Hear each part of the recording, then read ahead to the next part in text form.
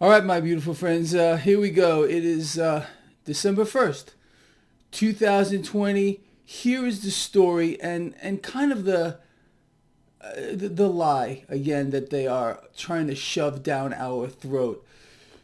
Let's start off with this. As I am doing this video blog, stock trading doesn't start for about 35 minutes. Stock futures are higher across the board, meaning that the stock market is going to shoot higher right out of the gate. Now, here's the twist. You turn on Bloomberg, you turn on CNBC, you turn on Fox Business, and they're all trying to push the narrative that the stock market or stock futures are higher on vaccine optimism. No, this is a lie. The stock market right now is poised for gains because yesterday, after the market closed, the Federal Reserve made it known that more easy money is coming. I mean, this is no surprise. But again, they gotta mind twist you. They gotta play with your brain. Oh, the vaccine! Everybody wants one. We're so excited. It's nonsense. The market only cares about debt. That's all it cares about. And the Fed is gonna backstop this from here until kingdom come. It's just not going to stop, and that is why stock futures are higher.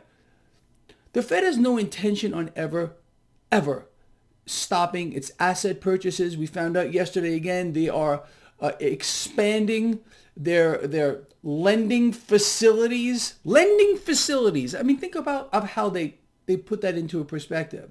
What does it mean? More debt. That's what this is all about, and you know that if you follow this blog. How did gold and silver respond to this news from the Fed? Silver right now is up over 4%. Gold is catching a bid here. Again, we know the game. The game is very simple, and we know exactly who is doing it. It's J.P. Morgan. They're rigging the silver market, the gold market to the highest order. It's insane. Won't stop either, but good. They're going to play their game. We're going to play our game. Also on the news that the Fed will be expanding their easy monetary policy from here until eternity. The dollar fell under pressure here, and the 10-year yield has gone higher. This has nothing to do whatsoever with vaccine optimism, rah, rah, rah. But again, you must be convinced of this. There is something else going on here that is very sinister, and I think you all know that. Crude oil right now is under a little pressure as well, because apparently OPEC has not agreed to cut production. I mean, we're like $45 a barrel here. Crude oil has no business being here, and you know that. But again, just keep looking in the right spots. They're going to distract you. Oh, it's the vaccine. No, it's not the vaccine. It's the Federal Reserve promise of easy money from here until eternity that is going to prop up this stock market until it doesn't. And I think you all know that.